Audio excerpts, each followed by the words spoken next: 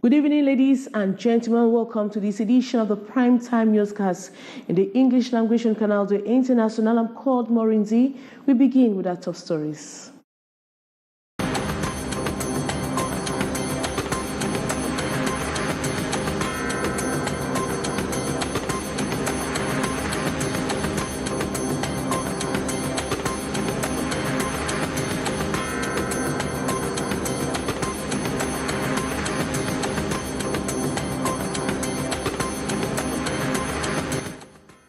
The National Blood Transfusion Service has challenged Cameroonians to cultivate the solidarity of donating blood not only to supply patients dying as a result of the insufficiency.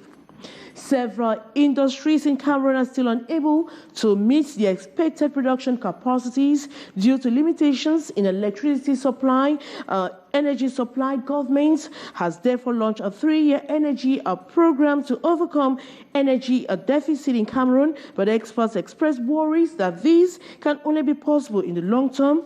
We'll tell you more in this edition of Newscasts.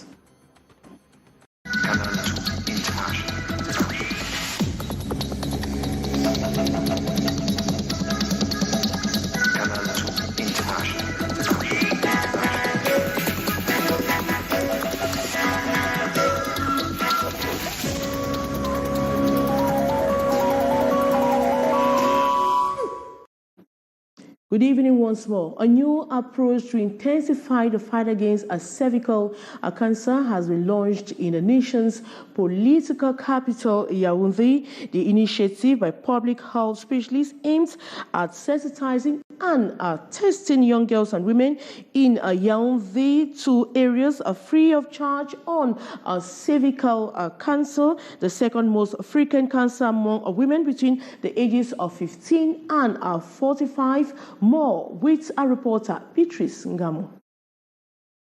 The sensitization and fitness project targets some 2,000 women between the 30 to 50 age range, covering 2 configurations at the community level through the door-to-door method in the neighborhoods under Yaoundé 2, and clinically in hospitals, SOCIETE Vert district, and the Yaoundé Gynaco Obstetric and Pediatric Hospital. Evaluate an innovative strategy of screening of cervical cancer and promote the action to fight against these pathologies. The free campaign termed Fighting Cervical Cancer through clinical and in community entails implement the auto-screening. Each woman will be able to make the preliminary do the test to identify the germ responsible of the pathology. According to the World Health Organization, Cervical Cancer Cameroon 2021 report, in 2019, 90,300 women died of this cancer. Why the interest and implication of this public health specialist and the campaign that was launched yesterday in Yaoundé. And access to quality healthcare services remain a veritable challenge to Cameroonians being in urban or rural settings. After diagnosing these limitations, a group of medical specialists under the banner of an association, Expo Santé Afrique, are bent on breaching the gap by ensuring that Cameroonians have access to quality health services. The granted a press conference here in Douala. More on the story. Access to healthcare services, including the costs of treatments and specialized doctors, remain a veritable challenge to communities in Cameroon. Thousands get trapped daily and are forced to move kilometers or to neighboring towns or villages. If you are not healthy, you can't do anything. So the idea here is that people should be able to get as possible as we can to get access to quality of health. After diagnosing the problem in Africa and Cameroon in particular, an association of medical specialists dubbed Expo Santé Afrique are bent on changing the narratives. This edifice in the Yassa neighborhood in Douala tells of their interest in providing quality health care to the population. Joining with people from diaspora, we're coming from abroad, we're coming from West Indies, French West Indies, to elaborate this project. But there is a problem. The energy crisis limits their job, those in need for mobilization. A gala fundraiser has been planned for June 2023 in Douala. Money raised will be used in acquiring a giant transformer that would benefit not only the hospital but the immediate community as well. We are doing this fundraising in order to raise, let's say, average of 40 million francs, because that's roughly the cost of one transformer at Ineo. That will be providing energy not only to us, but also to the surrounding community or population around the center. With their innovative techniques, which include continuous campaigns in different neighborhoods using medical vans, ultra-modern equipment, a specialized health center for child and mothers, and a lot more. The objective is bringing free health care to the doorsteps of the population. And the National Blood Transfusion Service has challenged the Cameroonians to cultivate the solidarity of donating blood not only to family members but to save lives in general. This, as a demand in Cameroon, is far more than supply. Patients are dying as a result of the insufficiency. Haisencha completes the story. According to the World Health Organization, to satisfy blood needs, at least 10 out of 1,000 inhabitants must regularly donate blood. And in Cameroon, over 400,000 blood bags are needed each year. And despite the evolution made by the National Blood Transfusion Service, only 36% of the required quantity was collected in 2022. Joining the international community this day to observe World Blood Donor Day, the World Health Organization lauds progress made in Cameroon and dishes out recommendations for better results. From the previous years, this center is really doing a good job, and with the system being built to promote free donation and anonymous donation, with the campaign of community mobilization, which is going to start, the construction of the National Blood Transfusion Center and the regional blood transfusion centers. All this work really will put Cameroon, let's say, between now and 2025 in a very good position to be able to have blood and blood products available for people who need them. Celebrated under the theme, Give Blood, Give Plasma, Share Life, Give Often, the Minister of Public Health, Manauda Malashi, challenged Cameroonians to cultivate the act of solidarity in donating blood, not only to family members, but to save lives in general. The celebration here at the Yaoundé Multipurpose Sports Complex was an occasion to recognize and appreciate regular donors, calling on others to copy the example. It's to honor blood donors, it's to celebrate them, it's to hail them and to acknowledge them, let them know that they are doing something that is indispensable to save lives. And so when we honor them and celebrate them on such a day, it's to send the message around that they should continue with what they are doing and then recruit new ones. And during this 20th edition, individuals massively answered present here to freely donate the precious liquid and rescue lives in different health units across the country. And the objective of the 24th session of boards of directors of training schools for nurses, midwives, and medical or sanitary personnel opens on Wednesday in the nation's political capital, Yaoundé, and with the aim of putting in place a harmonized training circular moves to ensure that health personnel are given the training necessary for changes in the health system of the country. Beatrice Gamo completes that story for us. The training of health personnel, be it in nursing, midwifery, medical sanitary sectors, needs to be the same, uniform all over the national territory, meaning all the schools need to follow the same training curriculum. It is to ensure training offered in Yaoundé is the same like that in Kumba. The Board of Directors of Training Schools is to see into this issue. The objective of the 24th session, opened this June 14 by Public Health Minister Manawuda Malashi, to see into this harmonization. The training ties in with the needs of the population, the emergency of new health problems, and changes in public health systems such as the universal health coverage. Working under the theme Reform in the Training of our Medical Sanitary Personnel, a multi-criteria approach guarantee for the training of quality professionals to be more clear. Nous voulons agir sur l'homme. We want to act on man, on his behavior, to act on health, culture, on the knowledge and professionalism of our personnel. The urgency is real, especially as in the past 12 years, the curriculum has neither been revised nor amended. Training courses offered by healthcare training schools should be designed to meet the requirements of responsible professionalism.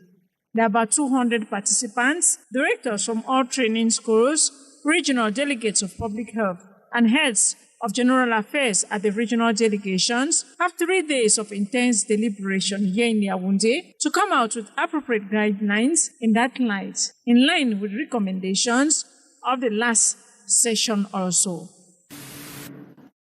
And several industries in Cameroon are still unable to meet their expected production capacities due to limitations in the electrical supply system. Government has therefore launched a 3-year energy program to overcome the energy deficit, but experts express worries that these can only be possible in long term. As we end the following story with our reporter Gladys Ambu Ziba. This printing press in Aqua, in the heart of Cameroon's economic city dweller, needs energy all through the day to permit management meet customers' deadline. But with constant power outage due to energy deficit, the enterprise is obliged to use an alternative source of energy, which is costly, and this has a direct impact on the company's turnover. We have many problems with this problem of the energy, but we try to use the generator, to respect the dates for the customers. It is reported that about 80% of industrial firms experience output losses of between 16% and 50% due to power outage. The consumption of energy is essential not only for household but also for the industry. So the Cameroon government sees it as an emergency plan, but now they should put emergency measures, governance procedures to make sure that the right people are on the right areas to be able to execute these projects. To boost the industrial sector and promote the import substitution policy, Cameroon is therefore in dire need of energy. The government has therefore launched an emergency plan to overcome the energy deficit. The Ministry of Water and Energy has a good strategy for energy mix. The problem is about developing the incentive to attract foreign direct investors. We need to have what we call fit-in tariffs to attract renewable energy productions. Private sectors wants to get in. With the support from the World Bank, government's new energy program will span within a 3-year period and will cost about 370 billion francs CFA. And still on the energy deficit, our reporter Gladys Ambo Dibang sought to know from an economist what could be done to ensure the new energy program is not delayed or wasted, just like any other structural projects such as Lom and Panga, Minkim and Menvelo dams, which until date are unable to provide the expected energy capacity. Let's have a listen to Rodriguez, Ghislaine Kenya, who talked to our reporter Gladys Ambu Tiba. We have many problems concerning the maturation and the structuration of our energical project. You see, this year we have been working on making some great hydroelectrical project, but we could not have really energy-wise just because all the energy that has been produced in all those projects, they are not injected in the consumption area. Why? Just because that they build the project without preparing a way of distributing that electricity. Those are the issues that makes us to have some difficulties nowadays in our energical. People used to say that sub-Saharan countries, they have many minerals, richness and so on, but we can't transform it in our countries just because we don't have the energy that is needed to transform those minerals. There's still more to do in order to connect the production, the transportation, and the distribution of energy in our country. You know, they make a kind of separation between those three parts of the electrical program in Cameroon. They created one company in charge of production, which is EDC, the second one in charge of transportation, which is Sonatrel, and the ENEO is just taking care now of the distribution. But they need to have a kind of cooperation between those companies in order to have a better distribution of energy in our economy. John Frundi has been described as an emblematic leader whose death will certainly create a vacuum in Cameroon's political landscape. In the following report, Gladys Ambodibang looks at the political legacy of the national chairman of the Social Democratic Front Party, who passed on to glory. That was history. More in the following story. Born on July 7, 1941, John Frundi has popularly been referred to as chairman due to his leadership role. He debuted his political career in 1990 with a firm commitment to challenge the status quo and advocate for democratic reforms. The frenzy that enveloped on the courageous launch on the Social Democratic Front Party, the SDF, in 1990 replicated across borders of Cameroon. This paved the way for multi-party politics in the country. In May 1992, the courageous and charismatic John Frundi was elected national chairman at the SDF First Ordinary National Convention in Bamenda, a position he held until his demise, June 12, 2023. Frundi was an icon in my eyes, you know. Frundi contributed tremendously towards multipartism. He contributed towards democratic process in Cameroon, an iconic leader of the Social Democratic Front. He succeeded in putting the SDF on the map. You know, who fought for the voiceless, the oppressed, and the marginalized. He would have his shortcomings like any other person who doesn't. But overall, I think that history would remember Frundi. We lost one of the most charismatic political figures that ever lived in Cameroon, in the person of John Frundi, the man of peace, the man who fought for justice without arms and without hate. I remember in the 1990s, one of the most popular African leaders, the man who moved crowds from very humble beginnings to he was fired into the orbit. Throughout his political career, he emerged as a prominent opponent of the ruling CPDM party. Today, the SDF stands as the pillar of Cameroon's democracy and leading opposition party in Cameroon, thanks to his leadership style. He left a big legacy for prosperity.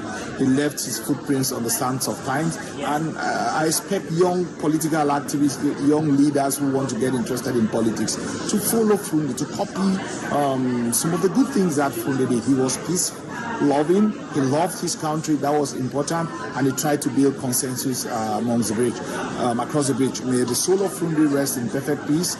To his SDF family, I wish them all the best, that they should continue in the footsteps of Frundi, that the party should not die with the leader.